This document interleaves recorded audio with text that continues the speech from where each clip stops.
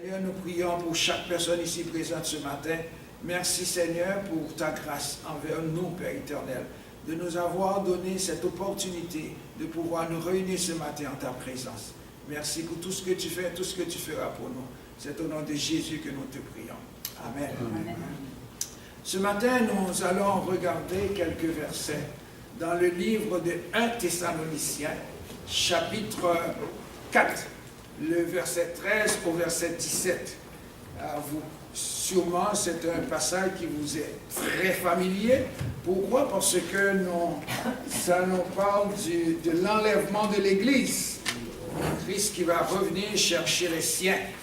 Donc, c'est important pour nous de parler de la venue de notre Seigneur Jésus-Christ, parce qu'il a mentionné à ses disciples qu'il était pour venir les chercher et les prendre avec lui pour qu'ils soient avec lui pour le temps et pour l'éternité.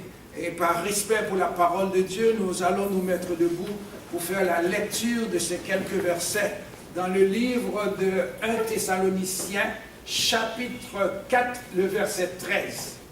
Nous ne voulons pas, frères, que vous soyez dans l'ignorance au sujet de ceux qui dorment, afin que vous ne vous affligiez pas comme les autres qui n'ont point d'espérance.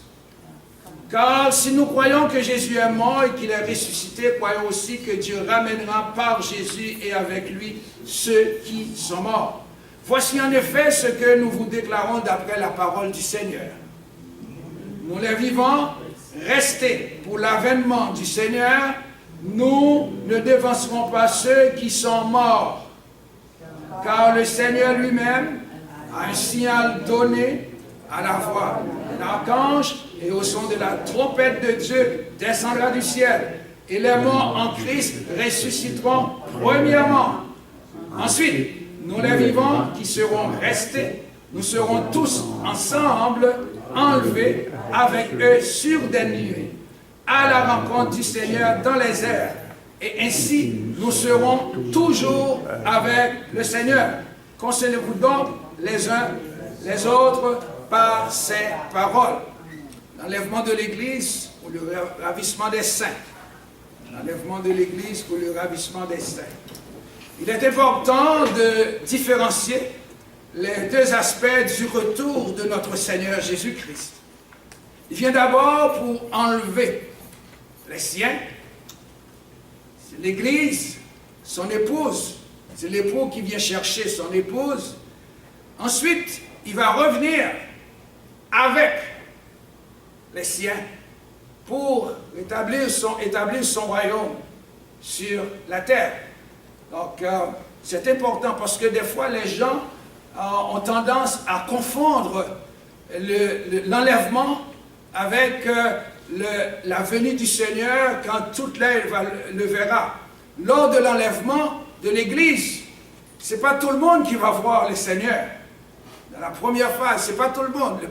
C'est pas tout le monde qui va le voir. Seulement ceux qui ont accepté Jésus-Christ comme leur sauveur personnel qui vont le voir. C'est pour ça qu'on parle de la première résurrection. S'il y a une première résurrection, il y a une deuxième aussi. Dans ce cas-là, c'est pour vous dire que c'est très important de comprendre que nous qui sommes les enfants de Dieu, un jour, nous serons enlevés. Nous venons de chanter ici, ce chant-là, pour aller avec le Seigneur, pour vivre avec lui pour le temps et pour l'éternité. Si vous pensez si vous vous rappelez dans Jean chapitre 14, le verset 3, Jésus, avant son retour au ciel, avait dit à ses disciples qu'il était pour partir. Mais il dit dans Jean chapitre 14 que votre cœur ne se trouble point, croyez en Dieu et croyez aussi en moi. Il y a plusieurs demeures dans la maison de mon Père, et si cela n'était pas, je vous l'aurais dit. Voici, il dit, je vais vous préparer une place. Et lorsque je m'en serai allé, et que je vous aurai préparé cette place, je ferai quoi? Je reviendrai. Pour faire quoi? Je reviendrai, je vous prendrai avec moi, afin que là où je suis, vous y soyez aussi. Il parle à ses disciples. Il dit, je reviendrai. Mais si vous réalisez, il n'a pas donné d'explication. Il n'a pas dit quand il va revenir, seulement il a dit, je reviendrai. Alors malheur à quiconque qui essaie de trouver une date qu'il va revenir. Il n'a pas dit quand il va revenir. Seulement, il a fait cette promesse qu'un jour, il va revenir. Donc nous devons vivre dans l'attente de son retour. Puisqu'il va revenir, il y a quelque chose que nous qui sommes des enfants de Dieu, nous devons être prêts pour son retour. Cependant, le verset que nous, le passage que nous venons de lire dans 1 Thessaloniciens, chapitre 4, verset 13, nous donne une explication. Parce que Jésus n'avait pas donné de détails, mais l'apôtre Paul, sous l'inspiration du Saint-Esprit, a donné une explication, nous a fait comprendre comment cela va se faire, comment cela va se produire, comment cela va arriver. Premièrement, il a parlé d'abord dans le verset 13, il a dit que ceux qui sont morts, ok, un jour ils vont ressusciter aussi. Les morts en Christ ressusciteront premièrement. Mais il y a quelques... J'aimerais vraiment que vous regardiez dans le verset 13 quand il a dit « Nous ne voulons pas frères ». Il parle à des frères, pas à n'importe qui. Ça, c'est des gens qui connaissent déjà le Seigneur. Et des sœurs aussi. Quand on dit frères, on peut automatiquement penser aussi à des sœurs. Nous ne voulons pas frères et sœurs que vous soyez dans l'ignorance. Pourquoi? Au sujet de ceux qui dorment. Mais c'est un euphémisme pour dire qu'ils sont décédés. C'est juste pour vous dire qu'il y a une différence entre la mort d'un chrétien et la mort de nos chrétiens. Dans le passage que nous venons de lire, il y a trois groupes de personnes. Il y a des personnes qui dorment, c'est-à-dire ceux qui sont décédés. Il y a aussi les autres qui n'ont point d'espérance. Il y a aussi les vivants. Donc nous avons trois groupes de personnes. Ceux qui dorment, le mot qui est utilisé ici, le mot grec, c'est koimaio. Koimaio, c'est le mot qu'on a ici, le mot coma. C'est-à-dire, ils dorment. Nulle part dans la Bible où on voit quand le chrétien meurt, on utilise le mot thanatos. Thanatos, c'est pour ceux qui ne connaissent pas le Seigneur, c'est pour ceux qui meurent vraiment. Mais nous, le chrétien, la mort n'a plus de pouvoir sur nous, puisque maintenant, nous sommes des enfants de Dieu, et la Bible nous dit qu'on ne peut plus utiliser ce mot-là, maintenant on utilise le mot dormir, komaio, pour ceux qui dorment. Et partout, quand on parle des chrétiens, les morts en Christ. Donc si on est en Christ, on est différent de ceux qui ne connaissent pas le Seigneur. Donc, l'apôtre Paul a dit aux chrétiens de Thessalonique, vous savez que ceux qui dorment, ceux qui partent avant même la venue du Seigneur, il y a de l'espérance pour ces gens-là. Ils vont être ressuscités. Parce qu'ils meurent en Christ. Donc il a dit, nous ne voulons pas, frères, que vous soyez dans l'ignorance au sujet de ceux qui dorment. Mais nous, c'est la même chose. C'est le même message qu'il nous a dit. Peut-être vous avez déjà des parents qui sont décédés, qui étaient chrétiens. Vous avez un frère ou une sœur, un père ou une mère qui était mort. La Bible dit que ces gens-là, ils dorment. Ils sont dans le Seigneur. Donc, il dit que nous ne devons pas nous affliger comme ceux qui ne connaissent pas le Seigneur, parce que nous savons un jour, on va les retrouver. On va les retrouver. Et le deuxième groupe dit, il dit dans le deuxième groupe, afin que vous ne vous affligiez pas comme les autres. Très important. Comme les autres. Comme les autres. Et il a donné une caractéristique de ces autres-là. Qu'est-ce qu'ils ont, ces autres-là? Ils n'ont point d'espérance. C'est-à-dire, ceux qui ne connaissent pas le Seigneur, ils n'ont point d'espérance. Ça, c'est les autres. Mais tant aussi longtemps qu'ils sont encore vivants, ils peuvent aller dans le troisième groupe. Nous, les vivants. Les vivants. Donc, tant aussi longtemps qu'ils vivent, ils peuvent toujours accepter le Seigneur comme leur sauveur personnel. Et la façon que cela doit se faire, c'est dans le verset 14. Alors c'est une invitation aux autres, c'est aussi une invitation à tous ceux qui ne connaissent pas le Seigneur. Et je dois vous dire, ce n'est pas parce qu'on est à l'église qu'on ne fait pas partie de ces autres-là si on n'accepte pas le Seigneur. Donc ce n'est pas l'église qui nous sauve, ce n'est pas la dénomination qui nous sauve, ce n'est pas la religion qui nous sauve. Alors quand on parle des autres là, les autres peuvent être aussi à l'église. Les autres peuvent occuper des fonctions ecclésiastiques, de grandes fonctions. Mais la seule chose qui va nous qualifier pour être avec le Seigneur, pour notre résurrection, pour être avec le Seigneur, c'est le verset 14. Dans le même passage, quand il dit « Car si nous croyons, voici comment nous pouvons être un jour avec le Seigneur.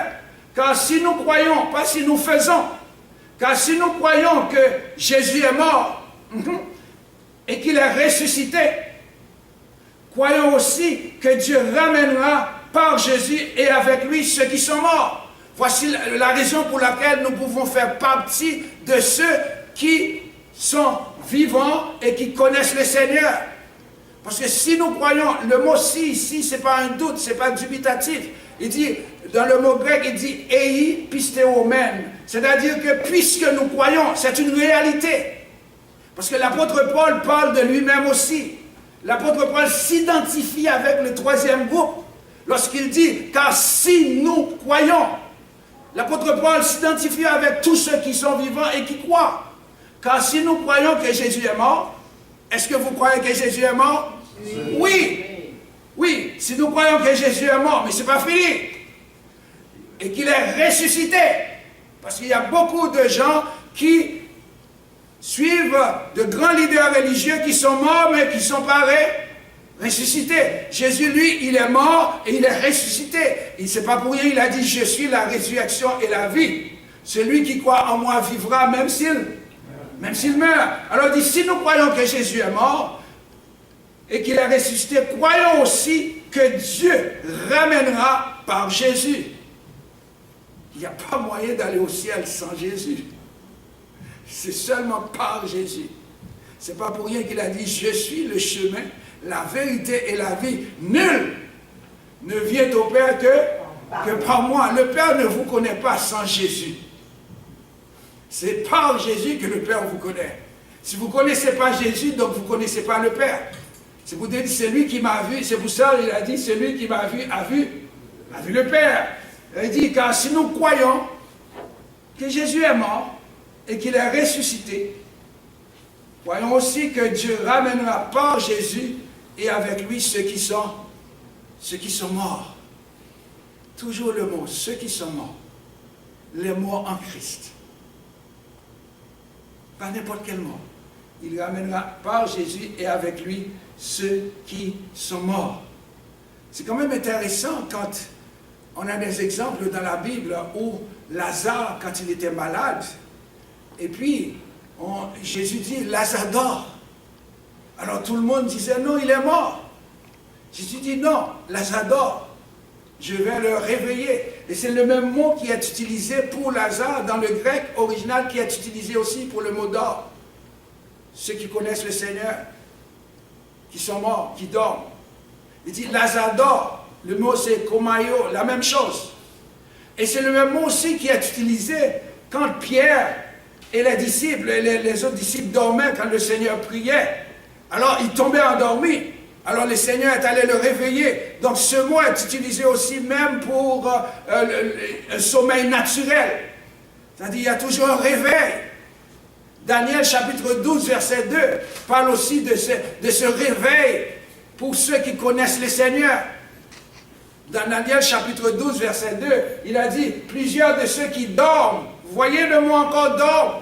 On ne peut pas mourir quand on connaît le Seigneur. C'est le corps qui dort. Il faut faire attention, ce n'est pas l'esprit qui dort. Ce n'est pas l'âme qui dort. C'est très important. C'est le corps. C'est le corps. Le corps qui est semé. On dit bien semé. Corruptible ressuscitera incorruptible. Le corps qui est semé méprisable ressuscitera glorieux. Vous voyez le mot qu'on utilisait même pour le corps d'un chrétien, on parle de semence. Je vois les tulipes à la maison. Quand je préparais le message, je pensais à cette tulipe-là. C'est incroyable, toutes sortes de couleurs. Je me suis dit, tandis qu'il y a des fois, on ne les voit même pas. Mais c'est le moment que... Et ça me fait toujours tout de suite penser à nous qui sommes les enfants de Dieu, qu'un jour, le corps qui est semé corruptible ressuscitera incorruptible. Méprisable ressuscitera glorieux. Corps animal, ça va être le corps spirituel. Donc, c'est pas pour rien que le Seigneur, quand il dit je suis la résurrection et la vie, il a donné l'exemple. Il a donné l'exemple. Le corps qui est semé corruptible ressuscitera glorieux. Alors, incorruptible. Donc, dans le verset 15, il a dit, voici en effet. Maintenant, il dit, comment cela va se produire? Voici en effet.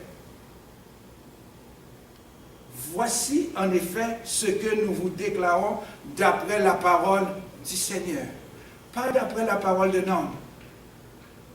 Écoutez pas ce que l'homme vous dit au sujet du retour de Christ. C'est mieux d'écouter ce que le Seigneur nous dit. Ce que la parole du Seigneur nous dit, c'est mieux de l'écouter. Et quiconque pense qu'un jour, il peut mettre une date, un jour ou une année que le Seigneur va venir, se trompe. Puisque dans Matthieu chapitre 24, verset 36 au verset 44, pour tous ceux qui sont ici ce matin, j'aimerais que vous mettiez, que vous preniez ces versets, pour vous aider à comprendre et ne pas vous laisser influencer, manipuler par certains hommes, pour vous dire que je connais la date que le Seigneur va revenir. Personne ne le sait. Personne ne sait quand c'est le retour du Seigneur. De toute façon, pour l'enlèvement, ok, il n'y a aucun signe que la Bible donne. Aucun. Ça peut être imminent. Ça peut être aujourd'hui. Ça peut être demain. Il n'y a aucun signe. Pas de signe. Je parle de l'enlèvement. Par contre, lorsque le Seigneur va venir établir son royaume sur la terre, là, Apocalypse nous donne des signes de ce qui pourrait arriver. Mais pour l'enlèvement, aucun. Voici ce que la Bible dit. Pour ce qui est du jour et de l'heure, personne ne le... Moi, j'aimerais que vous répétiez avec moi. Personne ne le sait. Aucun disciple, aucun prophète, soi-disant prophète. Des gens qui donnent des messages prophétiques, c'est des messages pathétiques. Personne ne le sait. Personne. Je comprends même des gens dans certaines églises qui disent « Oh, l'apôtre tel a dit telle chose. » Mais qu'est-ce que la Bible a dit? Qu'est-ce que la Bible a dit? Personne. Personne, c'est personne. Est-ce que vous êtes d'accord avec moi? L'apôtre est tel, le prophète est tel, la prophétesse est telle, a fait une vision, une révélation. Non, tout ce qui est... Non, tu ne peux pas faire une révélation qui est à l'encontre de la Bible. Ça ne vient pas de Dieu. Tout ce que vous faites comme vision, révélation qui est à l'encontre de la Bible, ce n'est pas de Dieu. Personne ne le sait. Ensuite, il a dit, mais peut-être les anges pourraient le savoir. Parce qu'ils habitent là-haut. Qu'est-ce que la Bible dit? Ni les anges. Les anges qui sont où? Des cieux. Les anges des cieux. Alors qu'ils sont avec le Seigneur. Après ça, il continue. Il va encore plus loin. Parce qu'on va dire, mais si les anges ne savent pas, le Fils. Ni le Fils. Quand on parle ici, là, il faut faire attention. On parle du Fils dans le sens que lorsqu'il était dans son incarnation. Jésus. Ok? Le Fils, on parle de lui. Mais ce n'est pas le Fils de Dieu comme tel là qu'on parle de Jésus qui est Dieu. Non. On dit le Fils ici là, il est limité. Ok? Dans sa connaissance. Donc ni le Fils, mais quoi? Le Père seul. Vous savez quand dans la Bible il dit dans Philippiens, je n'ai pas mis le verset, mais dans Philippiens chapitre 2, il dit existant en forme de Dieu, il n'a point regardé comme une proie à arracher d'être égal à Dieu, mais il s'est humilié en prenant une forme de serviteur. C'est dans son humiliation. Ok? Mais il est toujours Dieu. Il est Dieu. C'est Dieu qui se fait homme. Lequel existant, T-A-N-T, participe présent. même lorsqu'il était sur la terre, il était encore Dieu. Parce qu'il y a une Bible qui a écrit « ayant existé ». C'est une traduction mauvaise. Ayant existé, non. Justement, je fais ma thèse là-dessus. Ayant existé, ça n'existe pas. Ou pardonne, en grec, c'est existant. Participe présent. Jésus-Christ est toujours, quand il était sur la terre, il était toujours Dieu. Existant en forme de Dieu, n'a point regardé comme une proie à arracher d'être égal à Dieu, mais il s'est dépouillé. Voyez, s'est dépouillé lui-même en prenant une forme de serviteur, en devenant semblable aux hommes. Semblable aux hommes et ayant paru comme un simple homme. Voilà, merci beaucoup. Donc, personne ne le sait. Non, ne laissez pas quelqu'un vous égarer. Ne laissez pas quelqu'un vous dire, oh, hier soir, j'ai fait une vision. Dieu m'a dit. Dieu ne lui a rien dit. Dieu ne peut pas dire quelque chose qu'il a écrit. Après ça, il dit, ah, j'ai oublié, je me suis trompé. Alors, je pense que c'est lui qui a raison. Il dit, personne ne le sait. Alors, quand quelqu'un vient me dire, j'ai une date, je dis, es-tu une personne? Oui, non, je ne sais pas. Ok? Personne ne le sait. Et vous savez, c'est toujours, on est curieux, on aimerait savoir, mais oui, c'est important, on veut savoir. Dans Actes des Apôtres, chapitre 1, verset 6 et verset 7, on veut savoir c'est quand. On aimerait savoir. Nous sommes comme des petits-enfants là. Quand on veut faire un voyage, je dis, on va faire un voyage la semaine prochaine. Mais c'est quand, c'est quand, c'est quand, c'est quand, c'est quand? Mais c'est quand? Est-ce qu'on est déjà arrivé? Est-ce qu'on est déjà arrivé? On veut savoir. Je m'allais quand les enfants étaient petits là, on les met dans l'auto et puis on fait un voyage. On vient juste de partir, mais on est presque arrivé. Il reste encore 8 heures du temps. Vous savez, 8 heures de temps. Mais c'est quand on va arriver? 8 heures de temps. Il reste encore 6 heures. Mais c'est quand? Il dit personne. Regarde bien, les disciples aussi. Dans Actes des Apôtres. Alors les apôtres, vous savez, il y a des gens qui se nomment apôtres partout aujourd'hui. Alors par définition, un apôtre, c'est quelqu'un qui a connu le Seigneur. C'est quelqu'un qui a touché le Seigneur. C'est quelqu'un qui était avec le Seigneur. L'apôtre, dans le sens vraiment du terme là, biblique, les apôtres réunis, lui demandèrent, Seigneur, est-ce en ce temps que tu rétabliras le royaume d'Israël? Il leur répondit, ce n'est pas de votre affaire. C'est ça qu'il a dit. Ce n'est pas à vous de connaître Ce n'est pas à vous de connaître les temps. Ce n'est même pas aux apôtres de connaître les temps. Mais si le Seigneur n'a pas donné les temps aux apôtres, est-ce qu'il va le donner à un apôtre aujourd'hui? Non. Il dit, ce n'est pas à vous de connaître les temps ou les moments que le Père a fixés, comment? De sa propre autorité. Alors, il ne faut pas aller suivre des séminaires avec des gens qui vont vous donner des dates exactes, des dates précises, en utilisant certains événements à travers le monde pour vous dire, voici ce qui pourra arriver. Non, vous perdez votre temps. Personne. Les apôtres ne le savent pas non plus. Donc c'est très important. Il dit, pour l'enlèvement, voici comment cela va se faire. D'après la parole du Seigneur. C'est la parole du Seigneur qu'il faut suivre dans le verset 15. Il dit, nous les vivants, Paul qui parle maintenant, c'est le troisième groupe. Verset 15. Nous les vivants, restez pour l'avènement du Seigneur. Je ne sais pas si vous réalisez qu'est-ce que Paul est en train de dire ici. Là. Parce qu'il pensait dans son temps que le Seigneur était pour revenir. Il pensait là, regarde bien. Il dit, nous les vivants, qui sont restés pour l'avènement du Seigneur, nous ne dévancerons pas ceux qui sont morts. Toujours le mot. Oimaio. Ceux qui dorment. Nous ne les dévancerons pas. L'apôtre Paul vit toujours avec l'idée que le Christ allait revenir dans son temps. Si on regarde dans Philippiens, il en parle aussi. Dans Philippiens, chapitre 3, je pense, l'apôtre Paul mentionne aussi que le Seigneur Jésus, un jour, va va revenir. Donc, Philippiens chapitre 3, verset 20, il dit, notre cité à nous est dans les cieux, d'où nous attendons aussi comme sauveur le Seigneur Jésus-Christ, qui transformera le corps de notre humiliation en le rendant semblable au corps de sa gloire, par le pouvoir qu'il a de s'assujettir toutes choses. Il attendait l'avenue du Seigneur. Il pensait que le Seigneur.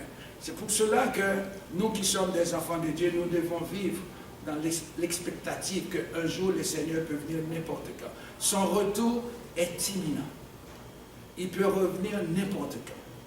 Nous les vivants, qui sont restés pour l'avènement du Seigneur, nous ne devancerons pas ceux qui sont morts.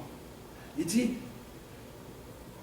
car le Seigneur Jésus, le cas ici, c'est une explication qu'il donne. Le Seigneur Jésus, lui-même, il faut vous rappeler sa promesse, dans Jean chapitre 14, verset 3. Maintenant, sa promesse, hein? Je reviendrai. Je reviendrai. I will be back. Je reviendrai. Car le Seigneur lui-même a un signal donné. Vous voyez comment l'apôtre Paul maintenant est en train d'expliquer ce que Jésus avait dit dans Jean chapitre 14, verset 3. Il l'explique là. A un signal donné à la voix d'un archange. Un archange, c'est celui qui est le chef des anges. Archange qui signifie ruler, qui signifie chef. À la voix d'un archange, pas à la voix d'un ange. À la voix d'un archange. Il y a des théologiens qui pensent que c'est Michael, parce que c'est seulement dans le Nouveau Testament qu'on trouve un archange, c'est Michael, c'est dans Jude chapitre 1, verset 9. Vous vous rappelez quand Michael, ou bien Michael, qui disputait le corps de Moïse, dans Jude, chapitre 1, verset 9. Donc, on pense que c'est Michael, ou bien Michel. Moi, je dis c'est un archange, ça se peut que ce soit lui, mais moi, la Bible n'a pas mentionné son nom. Je ne peux pas vous dire vraiment c'est lui. Mais la Bible dit à la voix d'un archange et au son de la trompette de Dieu. Et au son de la trompette de Dieu, descendra du ciel. Regarde bien, il va descendre où? Du ciel, pas sur la terre. Il descend du ciel. Il ne descend pas sur la terre. Il reste dans l'espace. Il ne descend pas sur la terre. C'est pour ça qu'on dit c'est l'enlèvement, c'est pour l'Église que le Seigneur vient. Il ne vient pas pour tout le monde. C'est pour ceux qui le connaissent. Ceux qui croient que Jésus est mort et qu'il est ressuscité. Alors il vient pour ces gens-là. Pour les prendre avec lui. Donc, il ne descend pas sur la terre. Le Seigneur lui-même, a un signal donné et à la voix d'un archange et au son de la trompette de Dieu, descendra du ciel et les morts en Christ ressusciteront premièrement. Pour aller où? Pour aller au ciel. Pour aller vivre avec le Seigneur. Il y a un temps que l'Église, l'épouse va passer au ciel. Vous savez pourquoi? Parce qu'il y a un événement qui va venir après. C'est pour cela que le Seigneur retire, enlève l'Église avant que cet événement arrive, c'est-à-dire que la grande tribulation. Nous ne serons pas là lors de la grande tribulation. Regarde bien, il a dit la grande tribulation. Ce n'est pas la tribulation. Parce que la Bible dit, le Seigneur nous dit, vous aurez toujours des tribulations dans le monde, mais pas la grande tribulation. Donc, on reprend. Il descendra du ciel, et les morts en Christ ressusciteront premièrement. Ce n'est pas à ce moment-là que tout œil va le voir. C'est le deuxième aspect de sa vie. Quand il va venir ici, établir son règne millénaire, c'est à ce moment-là que tout œil va le voir. On peut le voir dans Apocalypse, chapitre 1, verset 7. Dans Apocalypse, chapitre 1, verset 7, il nous a dit exactement, c'est à ce moment-là, il dit que voici, il vient avec les nuées, et tout œil le verra, même ceux qui l'ont percé, et toutes les tribus de la terre lamenteront à cause de lui. Oui, amen. C'est le deuxième aspect de sa venue. Parce qu'il va venir établir son royaume sur la terre. Dans Apocalypse chapitre 20, verset 1 au verset 6, il dit exactement comment cela va se faire. Apocalypse chapitre 20, voici ce qu'il dit. Puis je vis descendre du ciel un ange qui avait la clé de l'abîme et une grande chaîne dans sa main. Un ange, ce n'est pas l'archange, mais un ange. Il saisit le dragon, le serpent ancien, qui est le diable et Satan. J'aimerais juste dire un petit mot là, pour ceux qui pensent qu'ils peuvent enchaîner Satan là, je dis, votre chaîne n'est pas assez forte. C'est pas vrai là. Quand tu dis, je vais enchaîner, non. Ça, c'est le travail du Seigneur. C'est un ange qui va le faire. Même l'archange Gabriel, quand il s'adressait à Satan, il n'a pas dit, Satan, je te chasse. Il dit, que le Seigneur te réprime. Quand j'entends des gens qui disent, Satan, je t'écrase, Satan, je dis, non, t'écrases tes souliers. Tu vas avoir une autre paire de souliers après. Non. Diable et Satan. Et il le lia Diable pour... et Satan. Comment? Diable et Satan. Oui. Qui est le diable et Satan? La même chose. Et il le lia pour combien de temps? 1000 ans. 1000 ans. C'est à ce moment-là que le Seigneur va venir. Parce que pour qu'il y ait une règne millénaire, pour qu'il y ait la paix sur la terre, il ne faut pas qu'il soit là. C'est vrai. Il ne faut pas qu'il soit libre. Il faut le soustraire. Il faut l'enlever. L'ange le lia pour 1000 ans. 1000 ans. 1000 ans. Ok? Il le lia pour 1000 ans. Et qu'est-ce que l'ange a fait? Il le jeta dans l'abîme. Et ferma et scella l'entrée au-dessus de lui. Afin qu'il ne séduisit plus les nations. Voici la raison pour laquelle il a été emprisonné. Jusqu'à ce que les 1000 ans fussent accomplis. Après cela, il faut qu'il soit délié pour un peu de temps.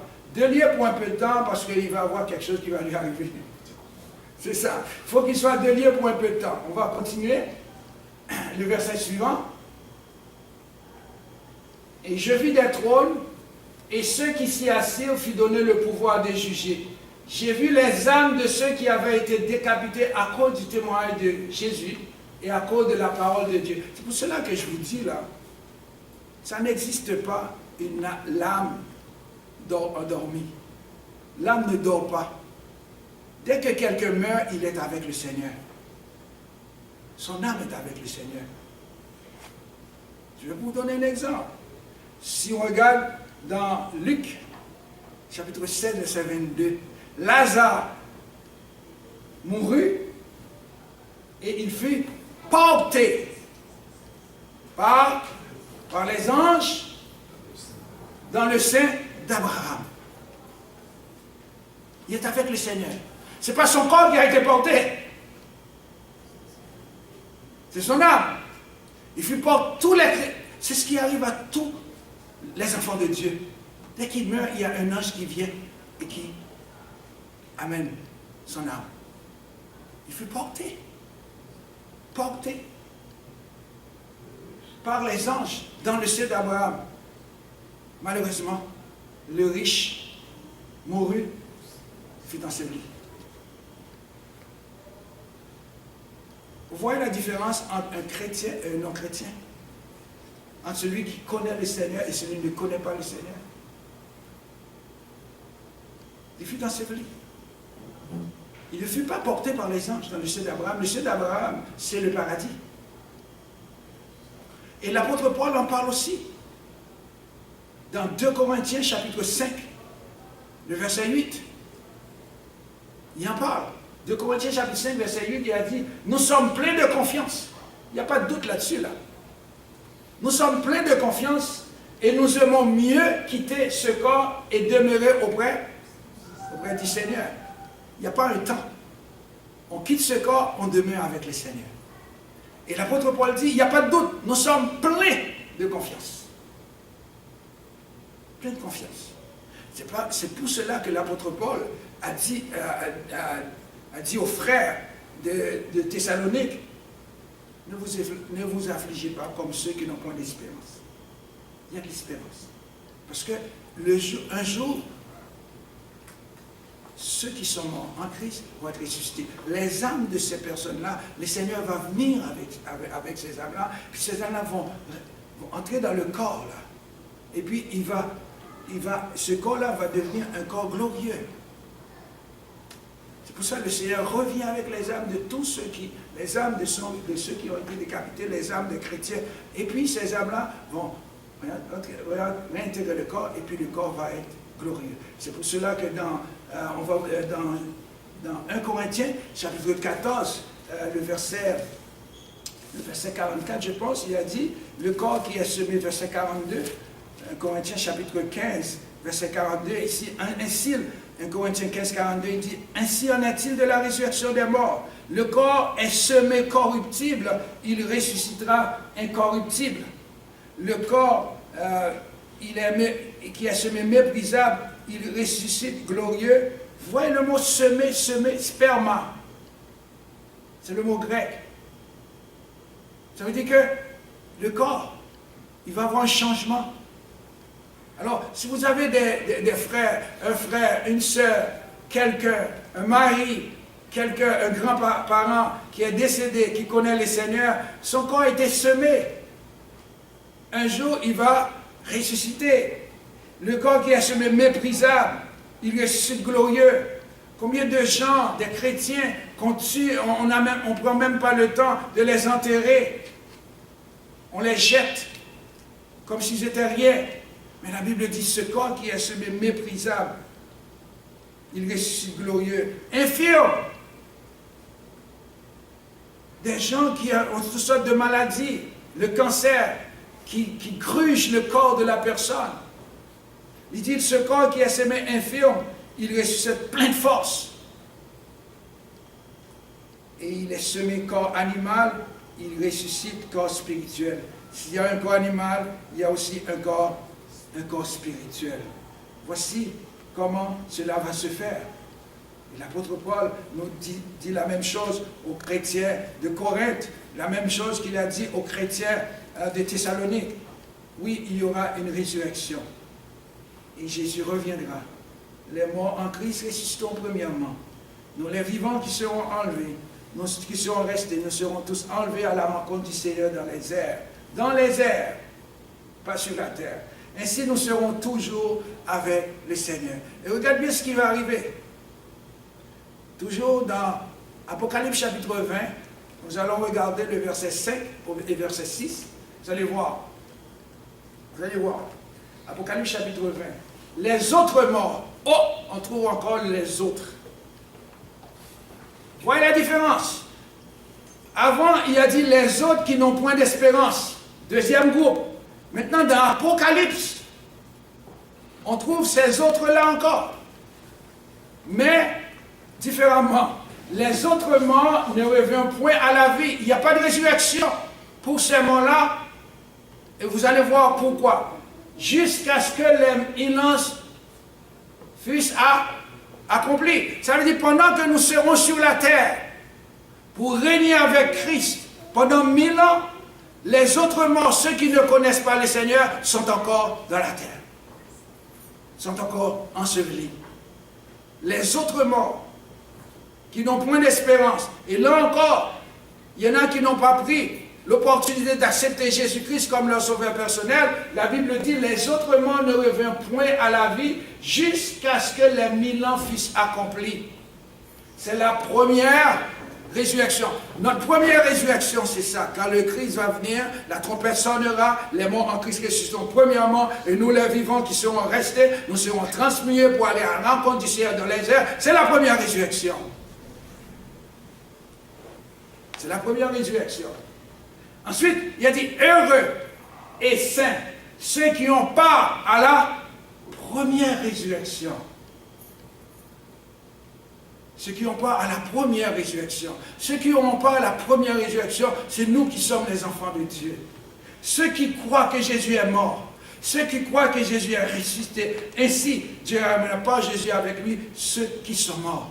Si vous croyez ce matin que Jésus est mort, si vous croyez ce matin que Jésus est ressuscité, vous serez parti.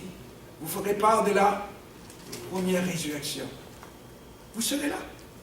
C'est la première résurrection. Il y a quelqu'un là qui n'a pas compris tellement sa parole, la parole biblique. Il y a quelqu'un qui était mort, et puis les gens pleuraient, et puis tout le monde pleurait, et puis les gens disent, on ne sait pas s'il va être là lors de la première résurrection. Il y a quelqu'un qui dit, mais s'il ne peut pas être là la première, au moins la deuxième. Non. Non. Tu ne veux pas. C'est là, on voulait consoler, tu vois. On voulait consoler la personne, on voulait consoler la famille. On dit, mais s'il n'est pas là la première, au moins il peut être là la deuxième. Non, non, non, tu ne veux pas être là la deuxième. Il faut être là. Heureux, et c'est ceux qui ont part à la première résurrection. À la première résurrection. Il dit, la seconde mort, oh, il y a une seconde mort. La seconde mort n'a point de pouvoir sur eux. La seconde mort, c'est pour les autres. Les autres vont être ressuscités pour être jugés devant le trône blanc et ensuite pour aller en enfer. C'est ce qu'on appelle la seconde mort. On appelle ça la mort éternelle. Ça, c'est la mort éternelle. La seconde mort n'a point de pouvoir sur eux, mais ils seront sacrificateurs de Dieu et de Christ et ils régneront avec lui pendant le règne millénaire. Ils vont régner. Nous allons régner avec Christ pendant 1000 ans. Vous allez travailler aussi là-bas. Hein? Ah oui, vous n'allez pas juste être avec Christ en train de jouer de la lyre et de la musique. Non, non, non, non. Il va vous donner du travail. Parce que le travail a été donné même avant la chute de l'homme. Alors si vous n'aimez pas travailler aujourd'hui, là, je m'excuse là, vous allez travailler là-bas. Oui, oui. Parce qu'il y a des gens qui sont paresseux, il y a des chrétiens paresseux, vous savez, hein? Toutes sortes de raisons pour ne pas travailler. La raison qu'ils trouvent souvent, c'est la prière. Le jeûne. Non, non, non, non, non, non. Le Seigneur vous demande aussi de travailler. Adam travaillait même avant la chute de l'homme. Ils vont régner avec Christ pendant 1000 ans. Pendant 1000 ans. Après ça, heureux et saints, ceux qui ont part à la première résurrection. Et le verset 17 dit, ensuite nous les vivants qui seront restés, nous serons ensemble enlevés sur les nuits à la rencontre du Seigneur dans les airs, ici nous serons toujours avec le Seigneur. Et le verset 18, consolez-vous. Donc, les uns, les autres par ces paroles. Pouvons nous consoler par ces paroles. Parce qu'un jour, nous allons voir nos bien-aimés qui sont déjà partis. Selon 1 Jean chapitre 3, verset 2. Nous allons vivre, nous allons les voir, nous allons tout être toujours avec eux. Si vous avez un grand-père, un fils, un enfant, mort-né, vous allez voir cet enfant, vous allez les voir. C'est pour cela la Bible dit, vous devez vous consoler. C'est pas fini. C'est pas fini. Bien-aimés, nous sommes maintenant enfants de Dieu. Et ce que nous serons n'a pas encore été manifesté. Mais nous savons, pas nous pensons, pas nous espérons, mais nous savons. Nous savons que lorsque cela sera manifesté, nous serons semblables à lui parce que nous le verrons tel qu'il est. Pourquoi aujourd'hui nous ne le verrons pas, nous le voyons pas tel qu'il est? Selon 1 Corinthiens chapitre 12, verset 13. Vous allez voir, il va dire pourquoi nous ne pouvons pas le voir. Aujourd'hui, nous vivons par la foi. Mais un jour, nous allons vivre par la vue. Nous allons le voir tel qu'il est. Selon 1 Corinthiens chapitre 12, verset 13. Dans 1 Corinthiens chapitre 12, le verset 13, il dit que nous avons tous, en effet, été baptisés dans un seul corps, soit grec, soit juif. C'est 1 Corinthiens 13, 12, je m'excuse. 1 Corinthiens chapitre 13, verset 12. Aujourd'hui, nous voyons au moyen d'un miroir. Aujourd'hui, d'une manière obscure. Mais alors, nous verrons face à face. Aujourd'hui, je connais en partie, mais alors je connaîtrai comme j'ai été connu. Nous vivons par la foi. Mais un jour, nous allons le voir. Nous allons voir le Seigneur face à face. Nous allons voir nos bien-aimés. Moi, j'ai hâte de voir mon grand-père. Oh, j'ai été élevé par mon grand-père. Tu vois? J'ai hâte de le voir. C'est lui qui m'a amené au Seigneur. Tu vois? Donc pour moi, c'est... Waouh! Il y a un homme que j'aime beaucoup dans la Bible. C'est Daniel. C'est tellement vrai, je parle de Daniel. Daniel. Je ne sais pas, est-ce qu'il y a des gens que vous aimeriez voir au ciel? Je sais que Grégoire aimerait voir l'homme riche. Hein? Qui?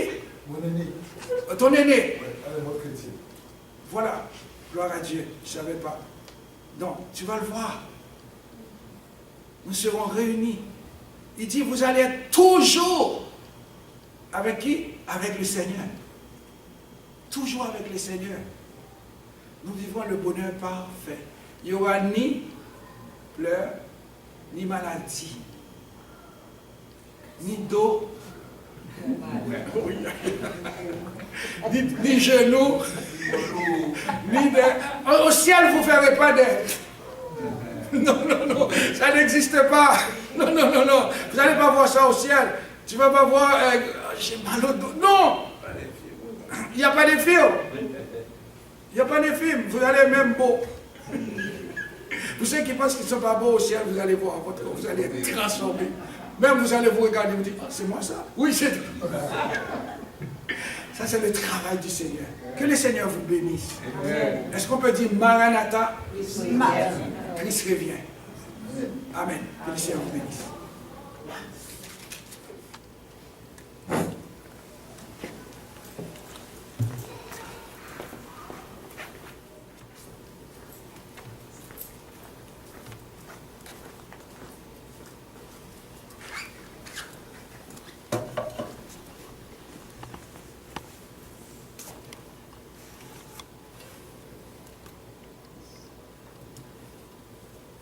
Quand j'ai reçu du Seigneur ce que je vous ai enseigné, c'est que le Seigneur Jésus, dans la nuit où il fut livré, prit du pain.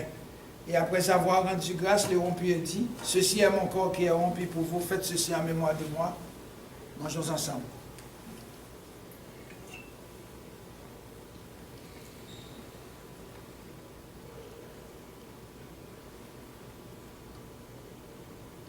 De même, après avoir soupé, il prit la coupe et dit, « Cette coupe est la nouvelle alliance en mon sang. Faites ceci en mémoire de moi toutes les fois que vous en boirez. Vivons ensemble. »